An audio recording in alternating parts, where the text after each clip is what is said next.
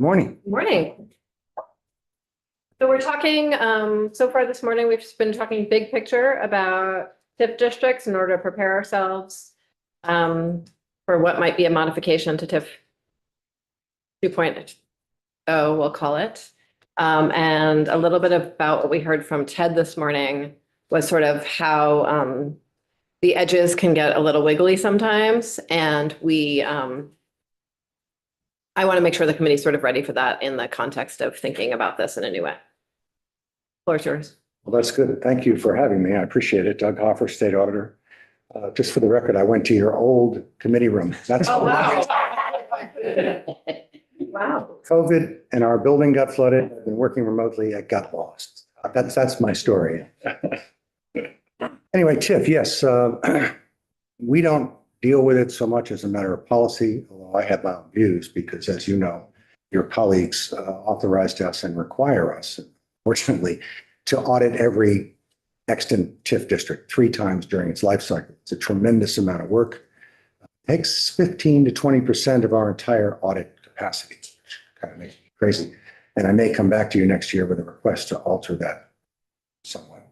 And as a result, my chief auditor, who runs those TIF audits, is probably one of the 2 or 3 most knowledgeable people in the state about TIF. And she went over it. We put together a memo for some people earlier in the session about existing TIF, not about this. And when she saw this, she came to me and said, Doug, talk about whatever moves you, but please ask them one thing. If you move forward with S-127 or something like it, in her view, we would all be best served if you waited to let it actually start until the rules are adopted and affirmed. Because over the years, we have experienced a lot of uncertainty. There's ambiguity in statute, there's inconsistency in statute, and that reflects the way it came to be, just different steps along the way. So, and this is very different in some ways. For example, one of the issues I'm going to discuss involves the definitional section of improvements. And those terms are not defined.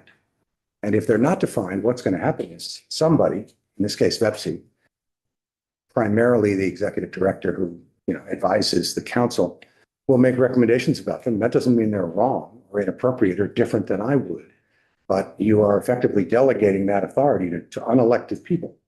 And in my experience, there have been some occasions where there were problems. I would characterize them as in that delegation. So keep that in mind, and I'll mention it again at the end because Tanya, my chief auditor, thinks it's so important. Having said that, it would slow things up, and I will get back to the details in a minute. It would slow things up. But I recall a week or so ago listening to some testimony by a rep from the Vermont League of Cities and Towns who said, I think probably accurately, that you're not going to have groundbreaking for 2.5, 3 years because of so many public elements of the process, getting public approval, getting select board approval, and so forth. So it's not as if people are ready to start digging. It's not that kind of thing. So with all that in mind, one final contextual thing. I have heard now for several years that Vermont is short 40,000 housing units. That's actually an exaggeration. The real number from the DHFA needs assessment is 36. But there's something to know. A lot of houses. Yeah, but there's something to know. I looked at that recently, and I don't care about the methodology. What they did is estimate the needs for different elements of the large, broadly defined housing world. First is homeless. And then to get the communities that are having problems up to vacancy rates that are more like normal and we can live with. Next was growth. But there were 2 parts of the growth piece. One was traditional Vermont rates of growth, population growth, and the other was COVID period growth. That was a third of the entire 36,000. So if you skip that for the moment, I don't know whether that will come to pass over time. I doubt it. But if you look at the traditional Vermont growth, it's 24,000, not 36. That doesn't change the fact that we need more housing, but it's a much different number than 40. Just wanted to let you know that. Because I think you all care about that stuff. Very much so.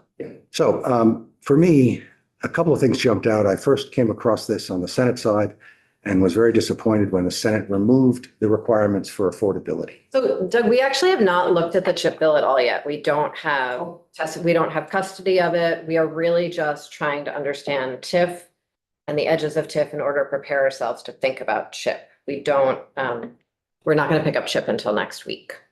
Okay. Which is a nice ride down. It's So I can't imagine what, can you just, Yeah, okay. question about. So I'm sorry that you sort of misunderstood the assignment here. We'd love to have you back again when we talk about CHIP, but I would love to hear your thoughts on sort of as we're thinking about ways to modify TIF in the future, what we want to be mindful of as we do that work. Sure. And Representative, Yeah, I did. yeah, what is your question? I thought it was very interesting, what you gave us, birth rate versus COVID and then homelessness. But did you have a number for how many units are needed for homelessness? Are you? That estimate changes, but the woman who does this work at VHFA is excellent. I believe she used a number that is defensible. It's about 3,000, give or take, Okay, which is more than twice what it was 5 or 10. And Representative Odie, that's the VHFA housing assessment, DHCD contracted VHFA to do a very comprehensive multi-year report on our housing status. all right. And then the other question was, versus COVID. So I was wondering about climate migration and culture migration. If you have any ideas about that. I don't know that they have sufficient information to estimate or to blend that in. Some of it is probably evidenced in the COVID era. I was wondering. We'll see over the next census term. And also there's good data from IRS annually that supplements that census data. Because IRS does know where we all are. So TIF, I don't think anybody would argue with our shared desire to provide resources for towns of any size to enhance and grow in a healthy and sustainable way their downtowns. And I believe that's what TIF was intended to do from the outset. And some of you have been around long enough to remember, starting with the end of the Reagan era, direct funding for those kinds of things from the federal government started to decline dramatically. And as a result, towns and cities and states all across the country looked for alternatives to direct support from the federal government. And a lot of things were, particularly tax expenditures, became much more popular as a result of not getting those grant funds. So TIF was not a bad idea in the scheme of things. It only took on an unusual element, in my view, because we have a statewide education tax. And, there seems to be a sense of TIF, and you hear this from city managers and mayors who go out to their local populations and say, have we got a deal? This is a wonderful, it's going to create grandless growth, appropriate housing, supply, and so forth, and it won't cost you a dime. And, people love that. And there is some truth to it, but the estimate and development of ed fund budget has nothing to do with TIF. That $1.5 billion, $2 billion, whatever it is estimated as a result of all the input from the towns. That's a fixed number. So that if half a dozen towns go into TIF, we've had more than that, but that's about how many are active now, something like that, and effectively remove by withholding the payment to the ed fund $5 to $7 million a year, that has to be made up. So all the people from your town, if you don't have a TIF, are paying a smallish increment. It's $5 to $7 million. It's not much out of 1.5 billion. But this program that you're going to be discussing next week will add to that. Question is, at what point do you all and your colleagues have a conversation about how much is the right amount? How much is too much? Because like S127, current TIF effectively now doesn't really have a limit because you and your colleagues have expanded the number of communities that can go out for TIF, like Killington recently, and Rutland is doing it now. It used to be limited to 6. And they said, let's have some more, how things happen. But S127, just in advance, as far as I can tell, has no limit of any kind. And we don't know yet what that will cost the ed fund. So that's one thing to start with, that the ed fund has become a bank. And if it's a smallish amount that you are all comfortable with, that's your decision. That's why you're here. But I think it should be part of your calculus when you consider this bill that's coming through. There is something that no doubt Ted mentioned because his predecessor, who I'm sorry to lose, although Ted doesn't work out, Graham Campbell, did two excellent reports at JFO on TIF. And he actually dug in and did some research that was needed because TIF assumes that the defined TIF district will have no growth going forward, zero. So that every dollar of grand list growth is presumed to be new and because of the TIF. And that can't be true. So he looked into the towns that at the time he did the research had TIF districts. And of course, they weren't all the same, but they all had positive growth. Some of them negligible, like Bennington, 7.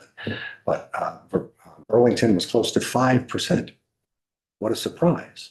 So, but if you assume that it's zero, then folks will walk away from that 5, 10, 20 years later and say, look what TIF did. Well, a lot of it was there. It was organic and, background growth. But it's not considered. And it could and should be when the program makes a decision about how much the town can withhold. I think that's one way to look at it, and they don't at present. So that's kind of a problem with the program. And as Ted probably told you, some of the reporting that's done on the program is questionable as well. One piece that I want us to be prepared for is that we often design programs like this based on like very specific use cases.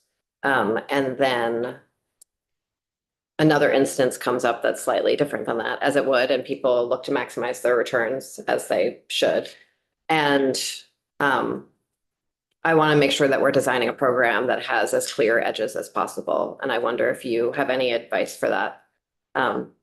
That's why Tanya said, please tell them that the rules should be adopted first. Ask and answer as many of the questions that you think. You can't get that deep into the weeds, but you can instruct, VEPSI and maybe tax to work with them. When the current rules were adopted, when I took office in January of 13, the office had done several reports on TIF. The first time our office had done it, and then a capstone, and it got everybody's attention. And sadly, and after that, that's when you told us, well, then you should do all these TIF reports. Oh, thanks so much. But when those rules initially in 13 and 14 were adopted, my then deputy, Susan Messner, who some of you no doubt know, not only from my office, but from the tax department, sharp as a whip, they came up collectively with the rules that we have. They weren't perfect. They missed some things. The world changed a little bit since then. The statutes still have lots of problems. So what to anticipate? We can give you, if it would help you, I could get you collection. It probably wouldn't be more than a few pages of technical recommendations we've made to VEPSI regarding rules. And we have a number of issues that were raised about statutes. And one of them was an unfortunate experience because VEPSI at the time, after we requested an opinion from the Attorney General's office, which we've had to do a lot of times, like a dozen or more times in the course of my tenure, because the statutes are not necessarily consistent. So Bill Griffin, who some of you knew, no doubt, wrote a very elegant 3-page informal opinion that answered the question spot on. And the question was, is it okay for a municipality to use debt? Because part of TIF is you go out and they bond, it's a geo bond usually, and they have all this cash and to be used for the infrastructure improvements and so forth. Well, if you don't plan properly or life intervenes and maybe the grand list growth doesn't happen as quickly as you would like, then you're stuck with the debt service. Now, you can organize the debt with the municipal bond bank or others in a way that will allow you to have less of a burden in the early years, but some didn't do that. And they did all the borrowing up front. And then they got stuck. And nobody wants to go back to your voters and say, we're going to have to raise your property taxes next year to fill this gap. So they used the proceeds from the GO bonds to pay the GO bonds. And statute allows municipalities to do that, but not for TIF. And that was the opinion of Bill Griffin. There's no question about it. It wasn't a close call. We sent that over to VEPSI and they said, thanks, we'll consider that. Sorry, what does that mean? It's the Attorney General. They ended up getting an opinion from their in-house counsel, which is what they rely on, which is very disappointing. So there are some things like that where there is an unforeseen question, technical, legal, or otherwise, I would say you should put in the bill or in the law, BEPC must rely upon an opinion from the Attorney General's office. And the Attorney General's office is required by law to provide those opinions to both appointed and elected officials, including me, which is why I had to sue her because she refused to do that for us anymore, which is unfortunate. So that gets at part of that. If you put in there that the AG has to be involved, then let them do some of the heavy lifting, which is their job to some extent.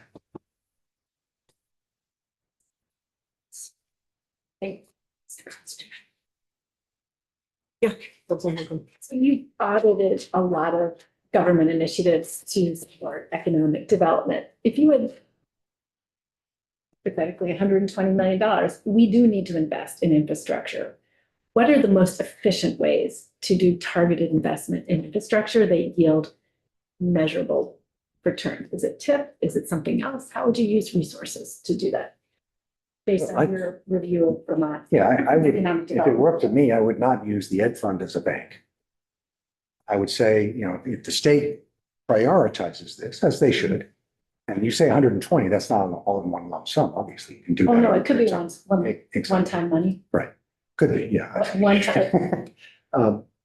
But the state could, for example, buy down the interest costs for towns that are interested in and believe it's justified to make investments of this type. So you could bank one-time money and use it over the next 20 years to buy down interest costs. Or a revolving loan fund or both. We used to have those when the feds gave us a lot of money. Burlington benefited from one of those for water and wastewater facilities back in the 80s, but they don't do that anymore. So why do we use the Ed Fund as a bank instead of a revolving loan fund or buying down interest rate? I wasn't here when it started, but it seems to me that if you have the opportunity to sell a program that doesn't seem to hurt anybody, right, and answers the question and gets you where you're trying to go without an appropriation, you're already ahead of the game. I think appropriations are better than tax expenditures for the most part. Not always. Some tax expenditures are justifiable, and you guys wisely years ago asked JFO to do that research over time, to ask and answer the question, what was the purpose of this initially, and is it achieving the goals of the original tax expenditure, which is a great thing to do, you know, of course, but I would just say this is important enough for this to be a line item somewhere, I think. I mean, they do that, for example, with transportation, moves money into municipalities for roads and bridges. Is it enough? I don't know. It's not for me to say. We haven't. We did audit that. There were a lot of bridges falling apart, actually. As I sent the auditors down underneath to take pictures. Anyway, we have a lot of unmet needs. There's just no two ways about it. But I think you're saying there's more transparency and accountability in expenditures than in. Well, no question about it. And as we got touched around the edges, the current TIP program, for example, we just finished the final audit for Winooski, which was an early adopter, as it were. And everybody and their brother thought, this is important, we need to do this. And I would argue they did. And it's more or less what they anticipated. But in our report, I now make a point in the introductory materials and the background sections to include some of the findings from JFO, which basically counters the assertion that TIF is responsible for everything that happened. Well, no, and Winooski is a perfect example. Their TIF district now looks the way they hoped it would, but they also got $16 million from non-TIF sources. Good for them. And that's fine if you can pull it off, but not many towns can, because every governor was interested in this, private sector, everybody came together and said, yeah, we can make this happen. DSAC was a player, and they paid a payment in lieu of taxes along with DSAC and somebody else up $3 million a year because the grand list wasn't growing fast enough in the early years. So a lot of things had to come together to make that work. But TIF itself is a challenge to justify when you factor in what Graham Campbell found, which was there was background growth there already. In a case we heard, doesn't matter where it was, but we heard a case of a TIF district that was set up that was getting about 25 million from the Ed Fund. It also received a $25 million grant from ACCD and a $25 million federal grant. In a case like that, how do you disaggregate growth due to the TIF investment from the other You baseline can't. growth? It's impossible. Now, what Winooski said, they were upset that we made these comments in the report and neglected to acknowledge the 16 million from other sources and really gave me some attitude about it. Not to my face, but, and they're entitled to do that. But they didn't acknowledge that because it's a painful truth. And the fellow from St. Albans, Dominic Cloud, I think is his name, he's kind of in the same boat. He talks about the success of TIP and how it's made all this difference, and it has, but he conveniently ignores the contributions from the state, BGS, ACCD, VEGI, a whole lot of money has gone into.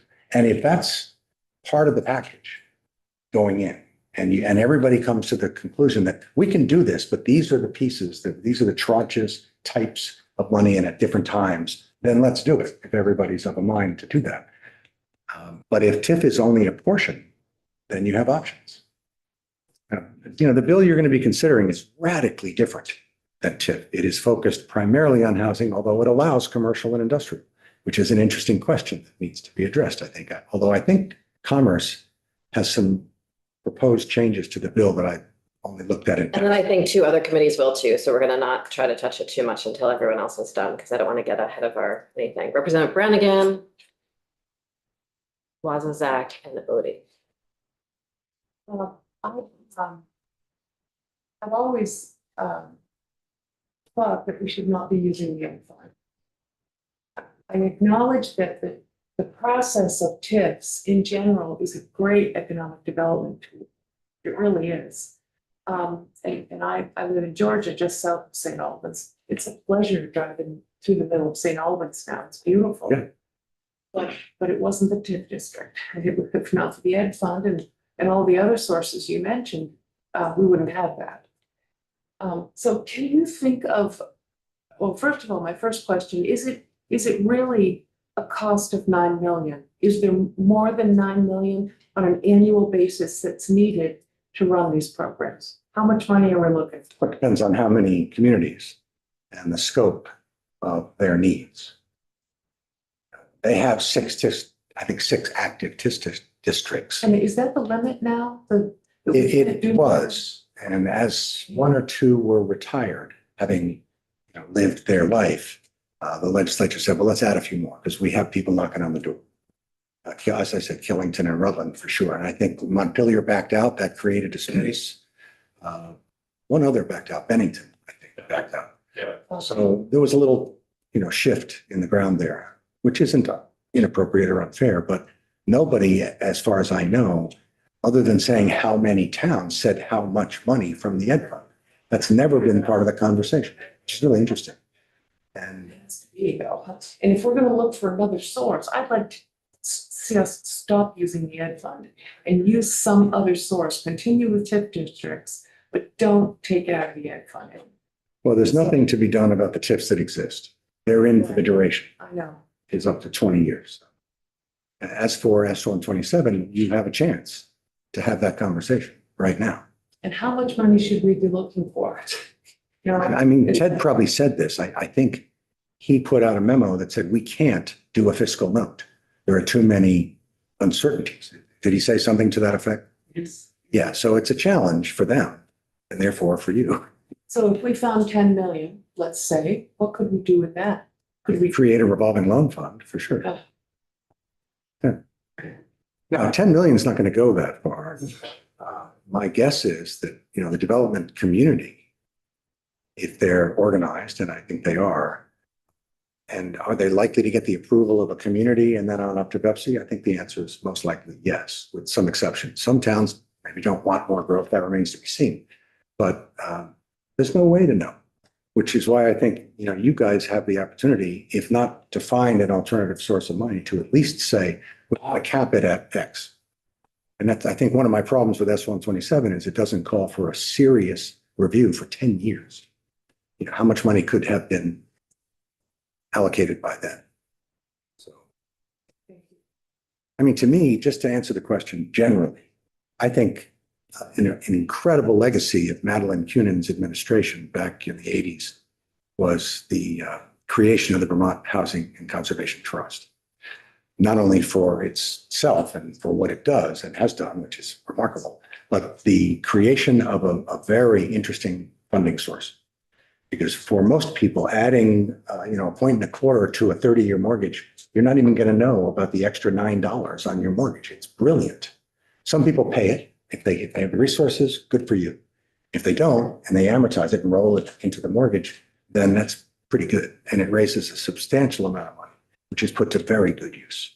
I remember during the Jim Douglas administration, some people around him were concerned that VHCB was moving their money only to nonprofit developers for the most part. I said, well, how come the for-profits don't get it? Well, they spent $100,000 on a study, and it was so favorable to the nonprofit developers that they just never said another word about it. VHCB knows how to create affordable housing. It's not cheap.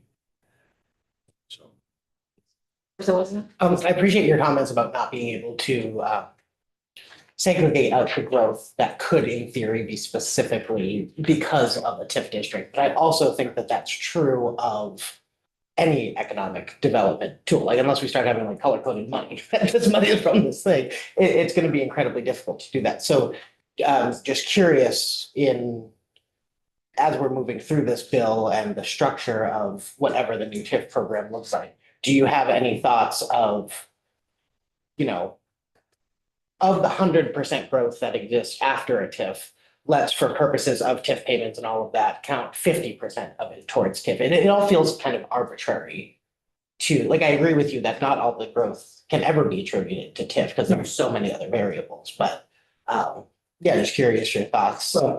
Would picking an arbitrary number be worth it in your? I don't know that you need to do that. If you're interested, as I think some of you are, in backing out the ed fund, then what you could do is the players could sit down at the outset and see what kind of money is available from what different sources and work together. But the municipality itself, although not as great a contribution to the TIF increment, is not insubstantial either, because the ed fund's more money than the municipal, but the municipal is a fair bit of money. And you can start with that for sure. You can also, there's an assumption that voters won't support this kind of work. I don't know that that's true. And interestingly, there is a but-for provision in the existing TIF.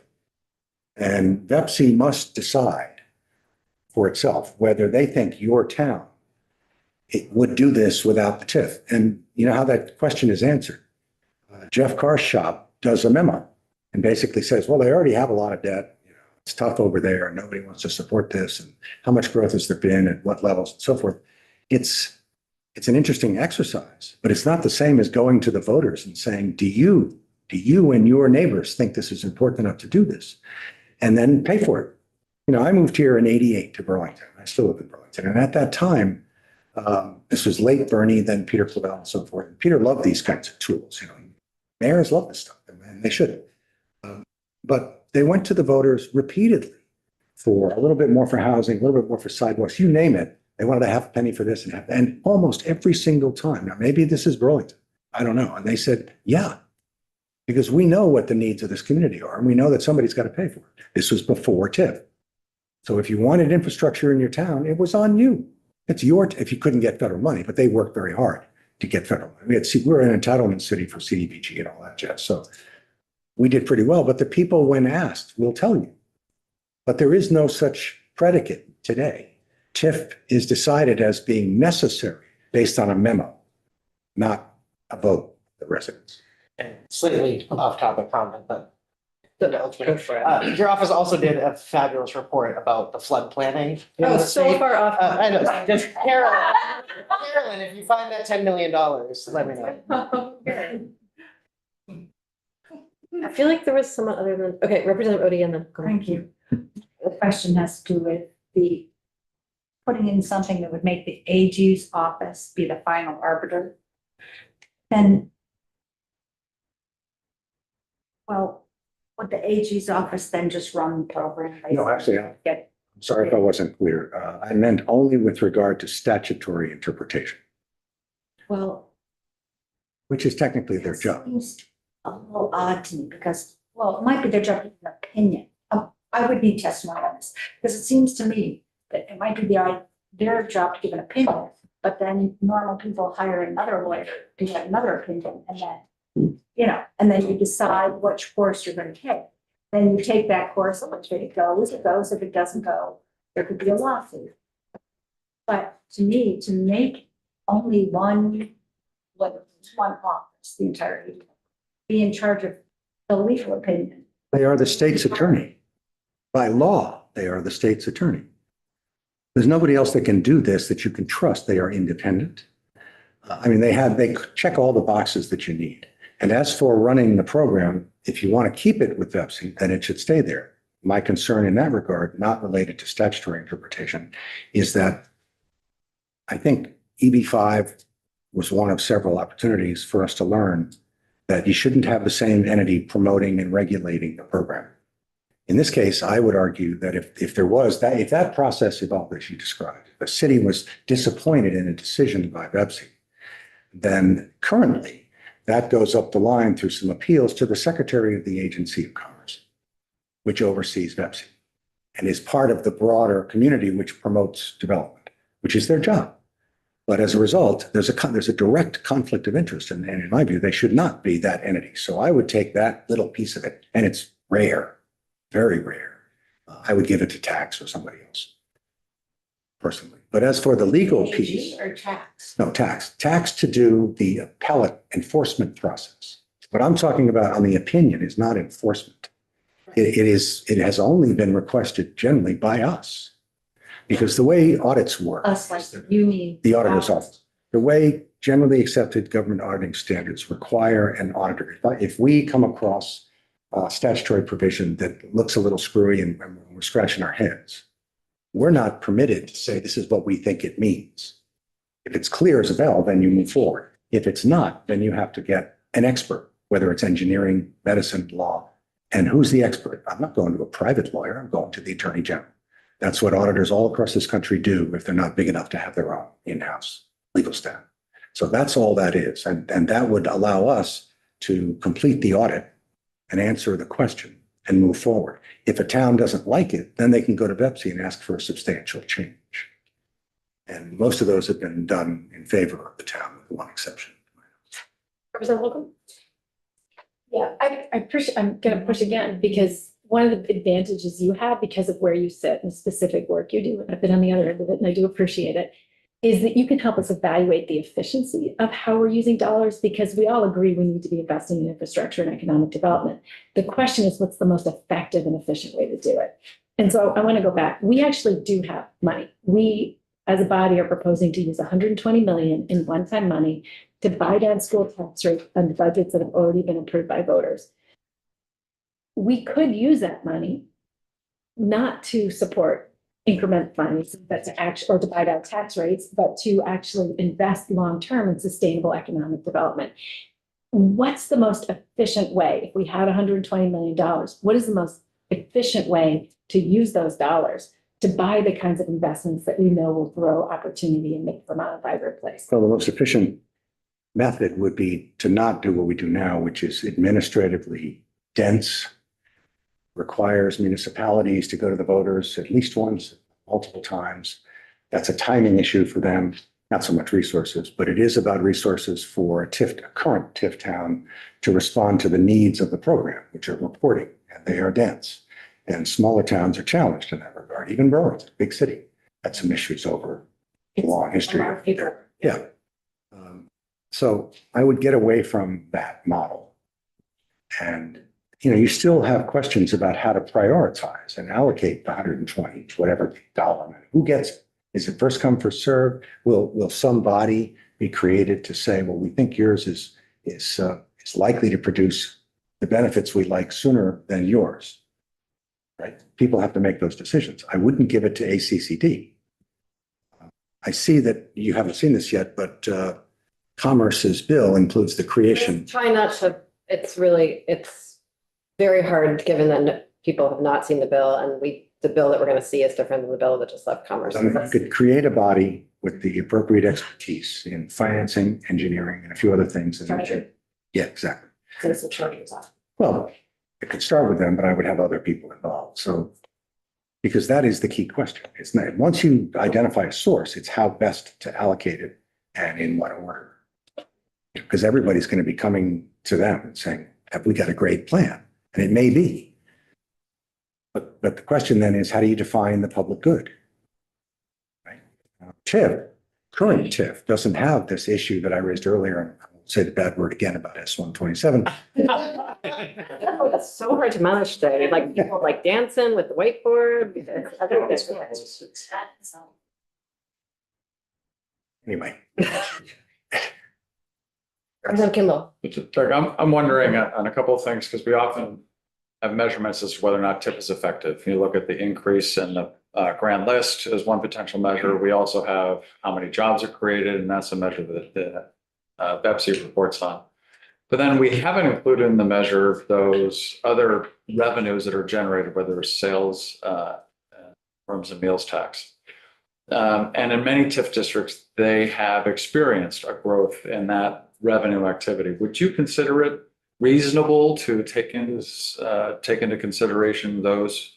well, I like to think of myself as the reasonable man, as they say in judicial decisions. But in this case, I can refer to your paid economist, Tom Covet, and his take on this. And I think the same is true for JFO, based on the reports they've issued, is that for the current TIF, much, if not all, of the development that has occurred in the areas defined would have occurred at the outside of town, in the next town, or somewhere close by. If there is a need for those goods and services, it will be met somewhere.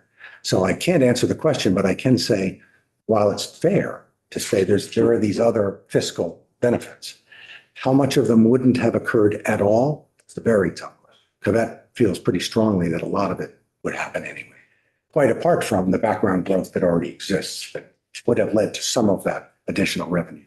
So it's a good question, but I don't know the answer. There's no way to know.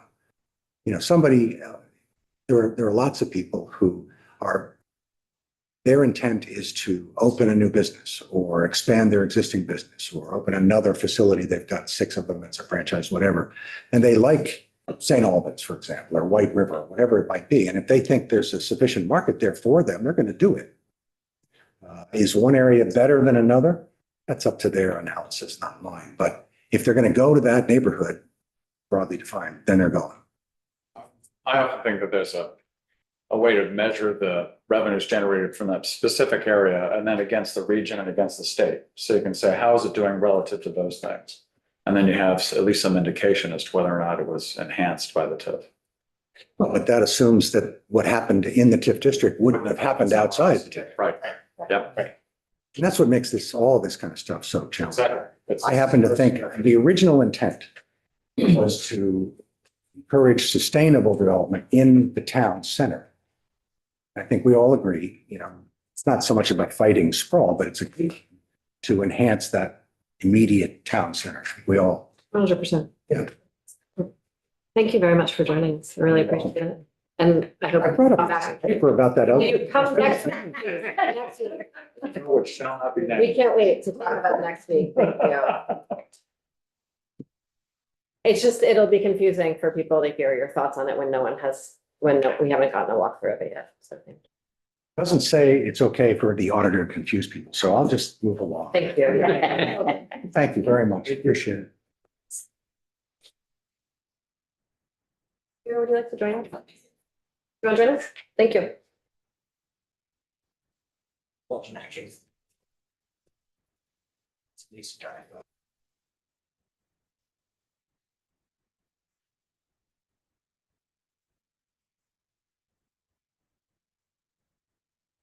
Thanks for joining us today. Really appreciate it. We have about 26 minutes with you.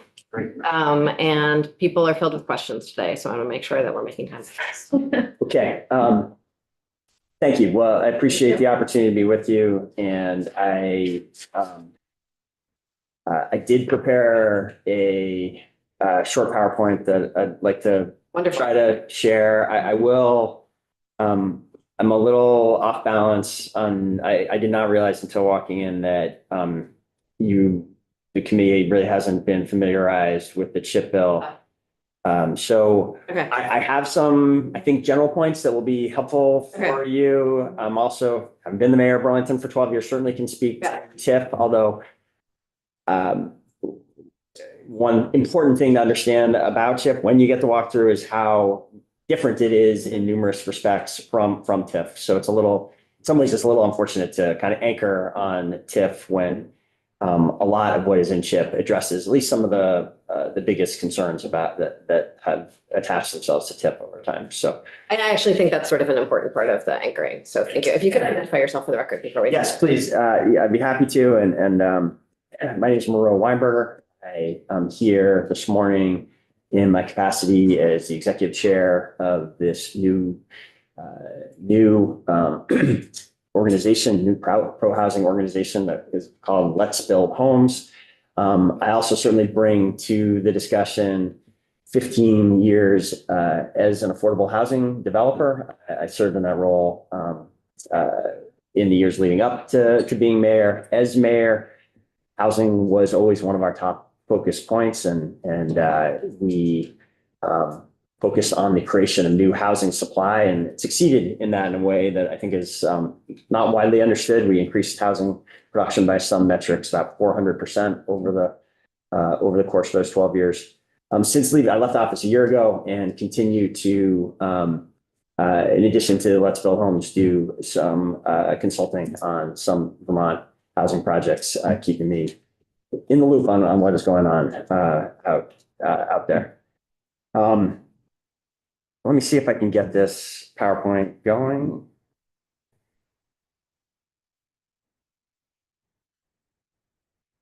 It's a little bit of a tense moment, see if it works. Yay, okay. Let's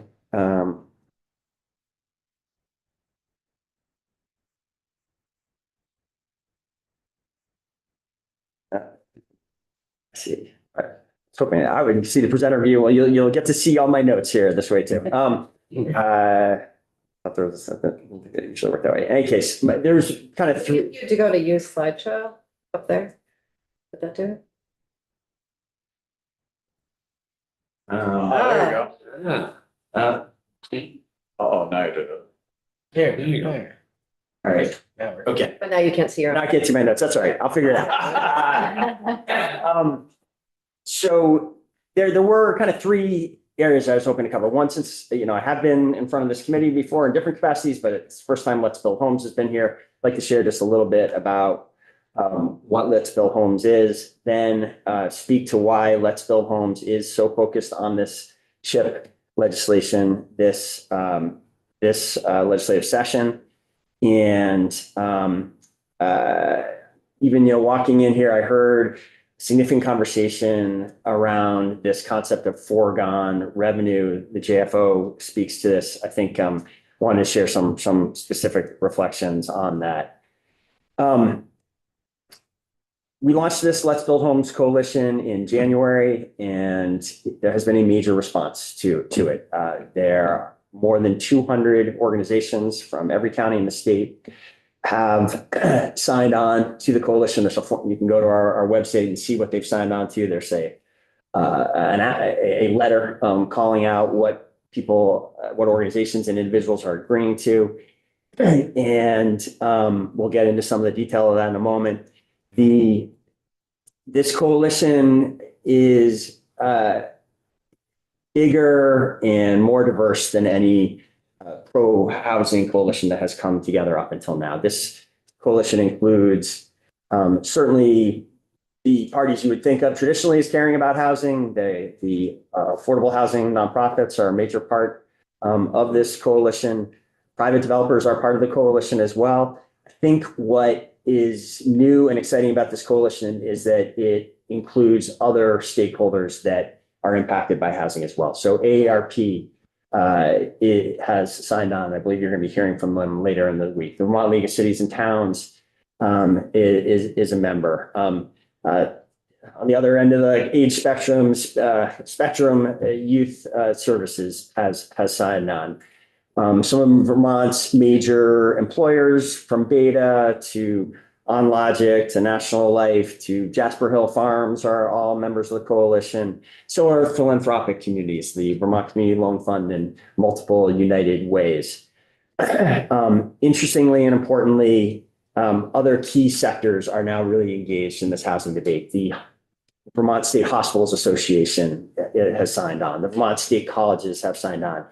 The utilities, Vermont Gas, Green Mountain Power, they have signed on. All of those, I think the main motivation is around workforce. It is clear, I think, to everyone who has sort of gotten part of this movement that that we have a severe housing. Well, here's what I think is clear. And I think that most Vermonters would agree on. The cost of housing is way too expensive. What I think has been until recently an underappreciated part of that expense is that it is the shortage. We have a shortage of homes. We have, as I'll show some graphs, we stopped building homes at a significant rate around the turn of the century. And we've been way under our historic production rate for the last. Do you mean the year 2000? What's that? When you say the turn of the century, do you mean the year I 2000? do mean turn, which is 25 years ago now, right? Okay, thank you. Um, I'm sorry, I didn't mean to be distracting. I was just like, No, thank you for clarifying. I did not mean 1900. I mean 2000. thank you.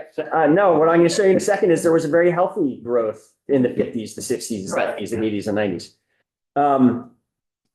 Demand has continued to rise even as we've stopped building. That is the driver of our housing unaffordability. That unaffordability has resulted in a situation where half of Vermont renters are rent burdened, as we've typically thought of that. Quarter are spending more than 50% of their income on rent, putting them at high risk for instability and eviction. We have one of them for years now. We've had one of the highest homelessness rates in the country. This has gotten so bad, though, and I think why the coalition is so large is this housing unaffordability is rippling through and is really, from my perspective, the driver of so many of our other economic and social problems. Talk to any business, they will tell you their prime constraint on growth is their ability to recruit and retain employees in this housing market. The major report last summer came out by the Green Mountain Care Board because our healthcare system is in crisis. Costs growing up, services being cut back. The report said, what are the transformations that would change this direction, this trajectory? What can we do to turn around? Their number one recommendation was build more homes. So the hospitals are very, very engaged in this.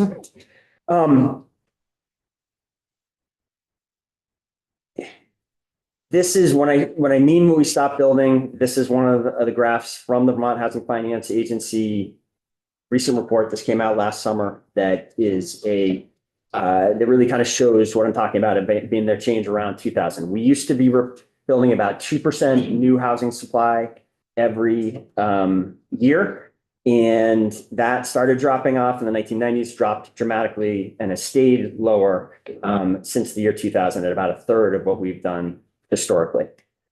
Let's Build Homes intends to work on many fronts to address this, and we are already working on multiple fronts. We have been active, and I want to be clear about this. We believe part of the affordability situation is continued public investment in what we have traditionally thought of as permanent affordable housing, the kind of housing that the auditor mentioned a moment ago. And we are for continued investment in that. Vermont has a proud record in this area, and we need to maintain that record. And we want to be a voice continuing that. We do think it is a mistake, however, to think that we can solve this problem by simply building what we think of as permanently affordable housing.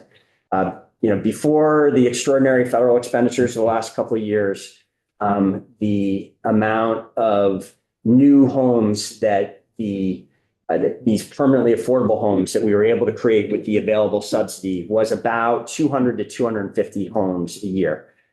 To jump ahead real quickly here, what the Vermont Housing Finance Agency is projecting, is officially put out there as state's housing targets, is that we need to go from a current level of production of about, in recent years, we've crept up over 3,000 homes a year the green on the right is showing where they think we need to be, which is, anywhere from about 4,500 to 7,000 homes, depending on some assumptions that you make. So they are talking about a increase of housing supply in the thousands, when even by making very significant investments in permanently affordable housing, that system alone can only generate around 200, 250 new homes a year. So when, I did catch the comment that like, that should be the focus. That's why that is not our focus. We don't think it is feasible to come up with the amount of new subsidy that would be necessary to do what the auditor said and say, just give the affordable housing nonprofits more money and they can build their way out of it. We need the market functioning here as well. And the market has not been functioning, and it has not been functioning for 25 years at the level that it did historically. I know the building has taken this issue seriously and has taken major investments, major actions the last 2 years on the regulatory side with the Home Act, with the Act 21, Act 250 reform last year. We don't think that regulatory reform is over. We know there's been work this year on appeals reform, which we've engaged. I don't think that is going to get to the finish line, is my sense, likely this year. I think that's a really important conversation that will have an impact. I think it's in some ways maybe tied up with this Act 250 mapping that is going on as a multi-year decision. That's something we are engaged on very much as well.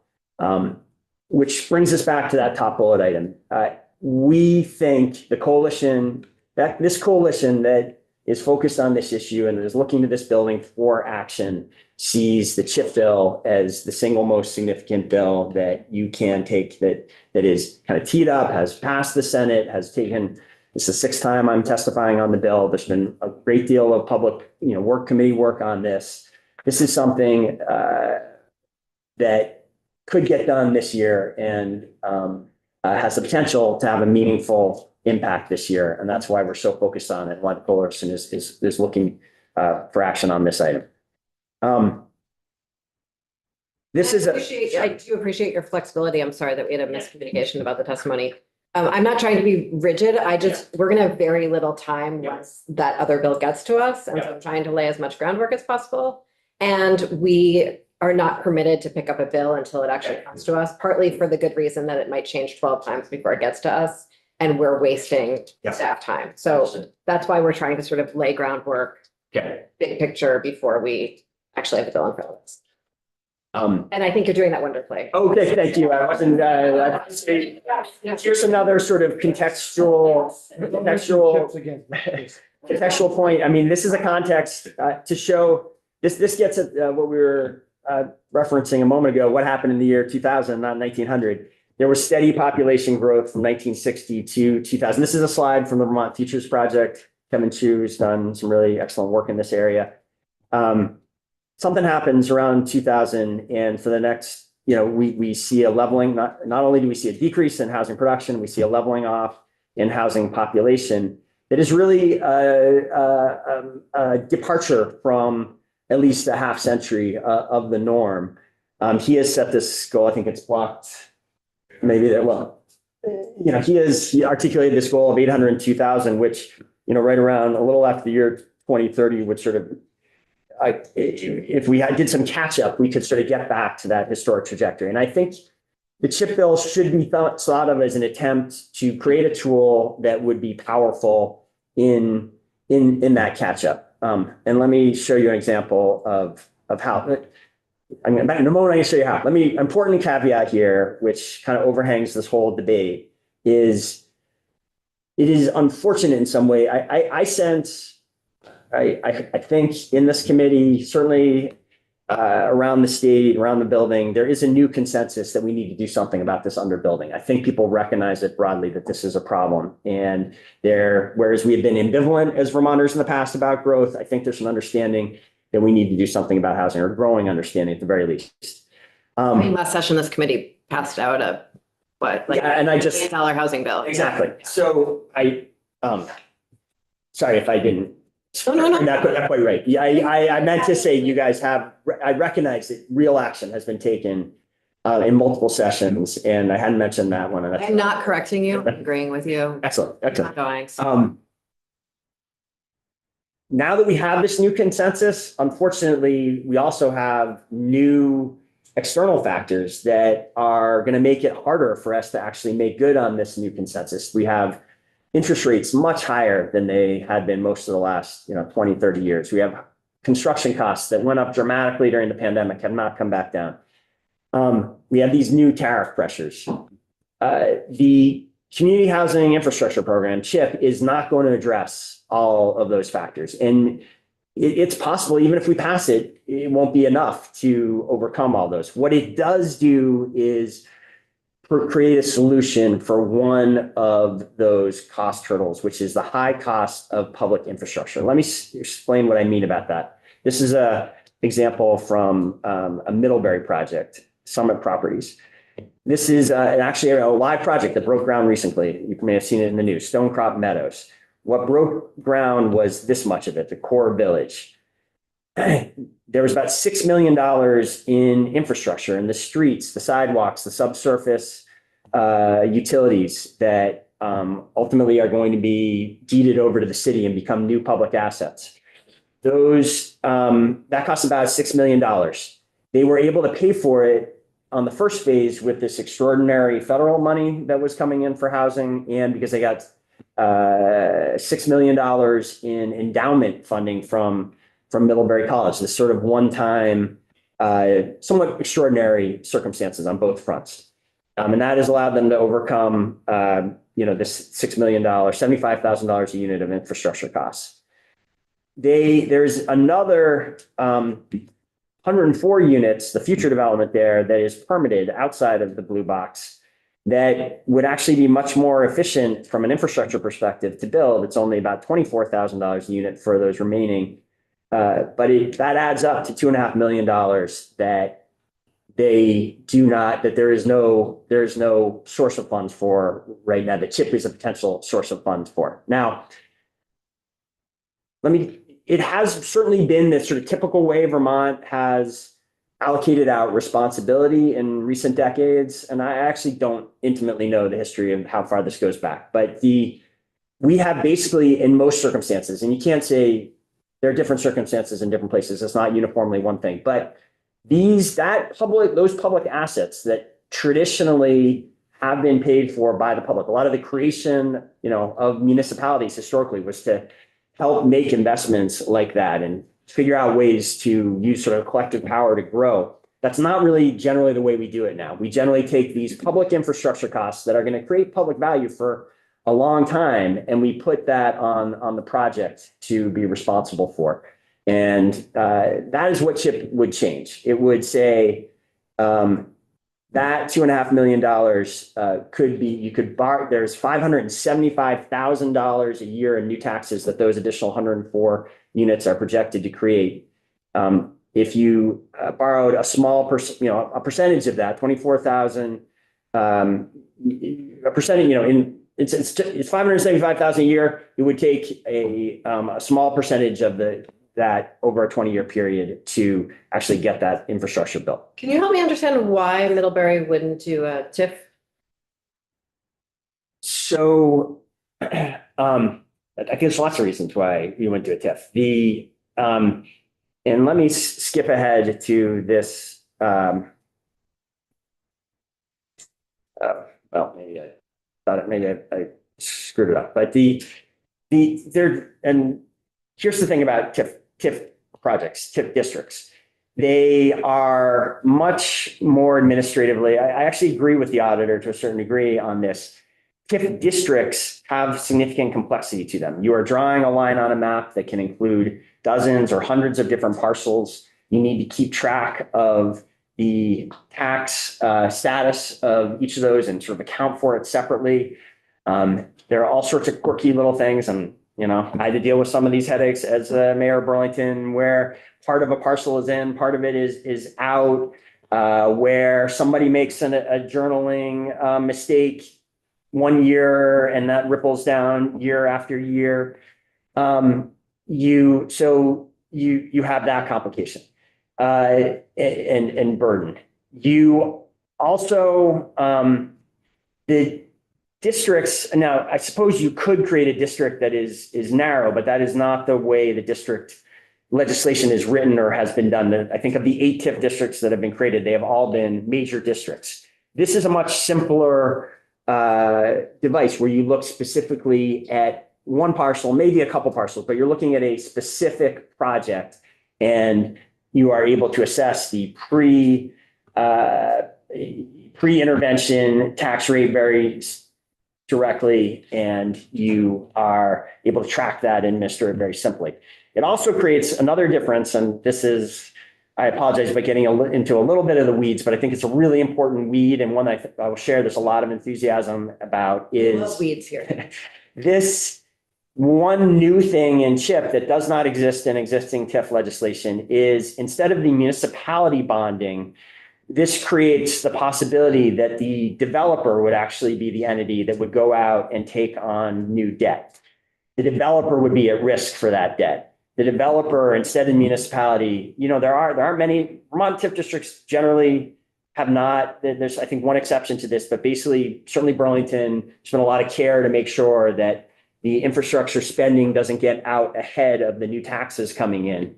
If the developer was the one taking on the debt, it wouldn't be entirely the developer's problem to make that private improvement happen, to make those, and so that's a real appealing thing from the city's perspective. It also, I'm in a moment where we're all, I think, thinking about how do we make things happen quickly and efficiently. Having the developer do that work is it sort of adds to the capacity to the partners working on this to get things done. It doesn't all the work doesn't have to get done by the city. So a last benefit that may be of particular interest here is, I think one of the legitimate negative critiques of TIF has been that pretty clearly these districts capture background growth that it's often hard to make, a straight face argument that all that background growth was caused by the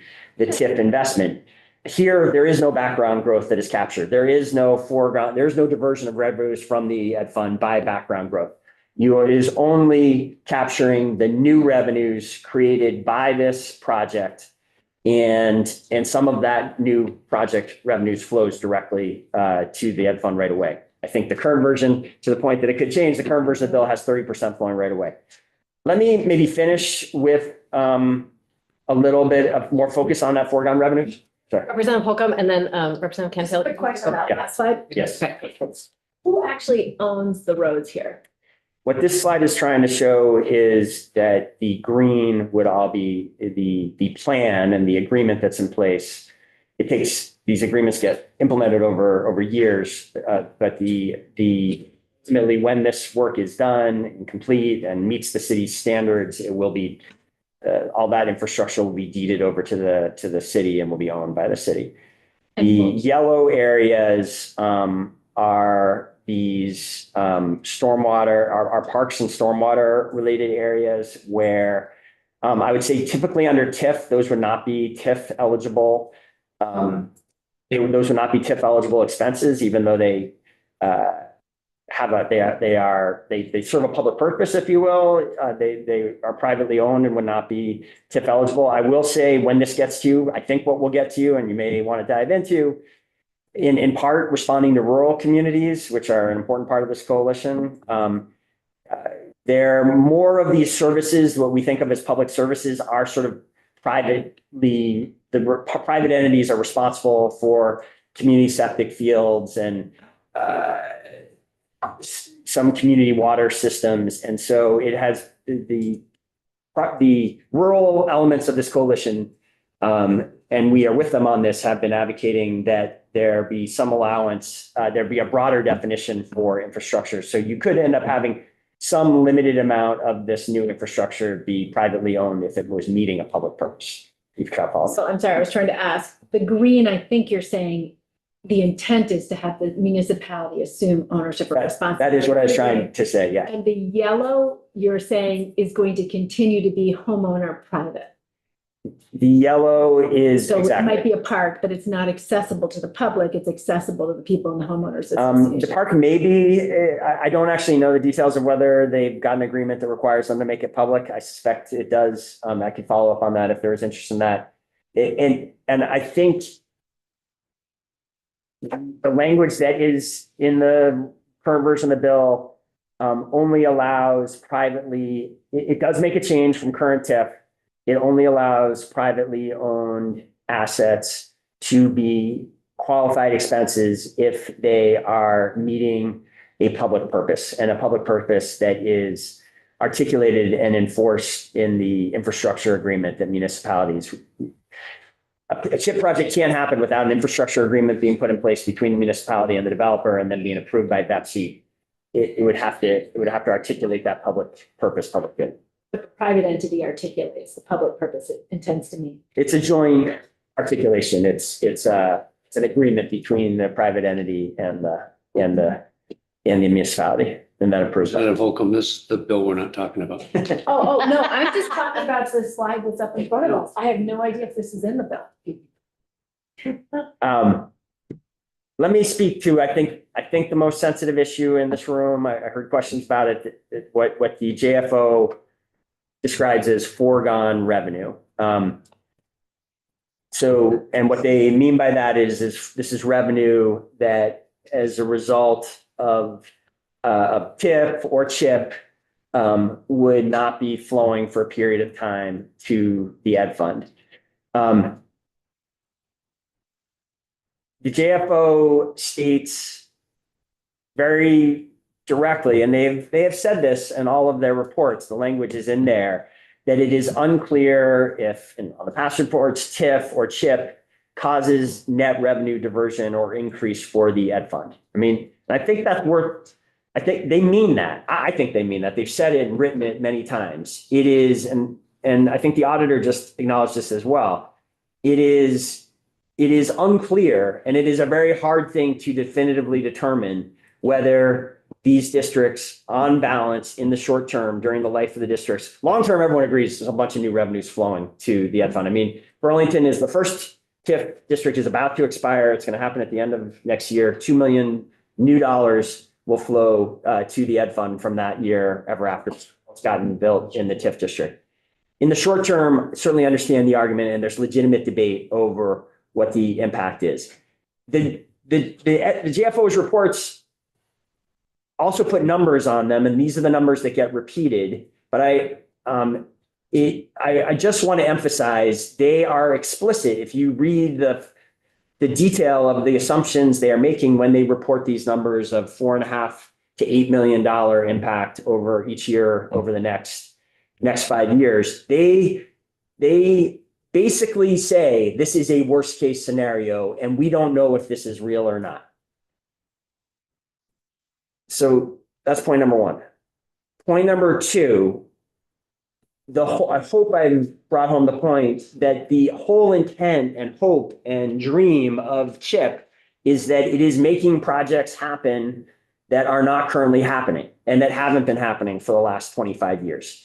That is the purpose of this, and that is why we are pushing for it. You're going to hear when AARP and Smart Growth America presents on Thursday, you're going to actually get to walk through some pro formas, some of different types of projects to show how it is very plausible that this could be the definitive difference on many projects. I hope the example I've given you already, which was showed you a $2.5 million impact, gives some indication of how this could work. And we know that often infrastructure is a major barrier, and this is a way through it. There is a sunset in the bill. It is, I think the auditor is right, it's 10 years. It was shorter earlier. We would not object to an earlier sunset. That I think it's fair to, if you guys take this kind of bold action and try this, to make an assessment of what kind of things are getting built after it's been operating for a certain period of time. In some case, we'll still have even retrospectively, it's somewhat difficult to determine definitively would it have happened or not, but you'll be able to see what the money was spent on. You'll be able to see what types of projects get built under it. You'll know a lot more than we know today after it's been operating for a period of time. And, you know, the relatively small, well, I think they're small relative to other programs. The $4.5 million to $8 million of impact TIF has is a very small impact on the ed fund relative to current use, which I think is an $80 million impact, 60 million on the ed fund, 20 million on general fund. Income sensitivity, I think, is over well over $100 million a year. This is small relative to those, and that built up over time. That is after TIF districts have been around for 25 years.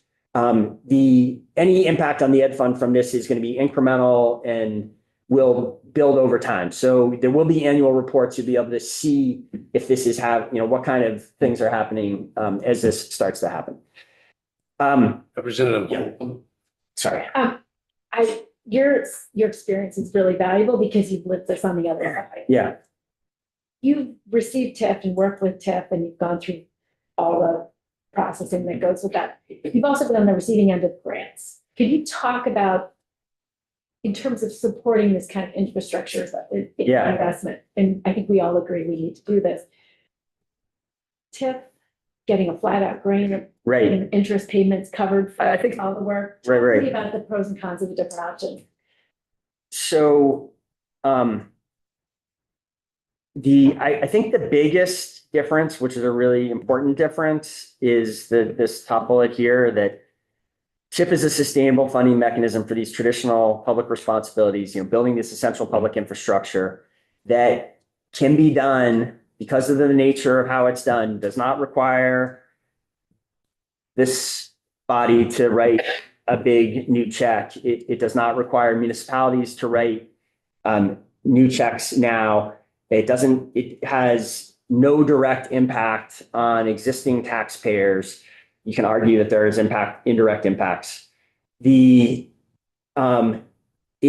project is paying for itself out of the future taxes generated by this project. And that as a kind of political feasibility, So it's a political issue. You I can't think- count on us to continue to fund this project. I think it is, infrastructure If somebody's writing a check, people, other is coming, it is- are gonna pay more to subsidize this if it's out of the ed fund. It's Well, just, the alternative is we can do it. And are you saying that you can't count on the legislature? I think I really appreciate the question. I think it's a critical question. I do want to go back to point number one. Technically what happens here is the money for a period of time goes into a new, there's never a moment where like literally the ed fund is writing a check to these developments. The money flows into a bank account. It doesn't go to the ed fund as it might have if the project was created without the infrastructure investment. And then that account for up to 20 years in the current legislation then pays for the expenses. I want to just repeat, it is unclear whether that is a net positive or negative impact on the ed fund. The counterfactual here that you're suggesting of somebody coming up other than this mechanism would require, if we didn't want to do it with debt, and the auditor has expressed this skepticism about using debt and the cost of debt. It is the way a lot of long-term investments in our society get funded, and TIF is generally no more or less efficient or expensive than that. Debt does have an impact.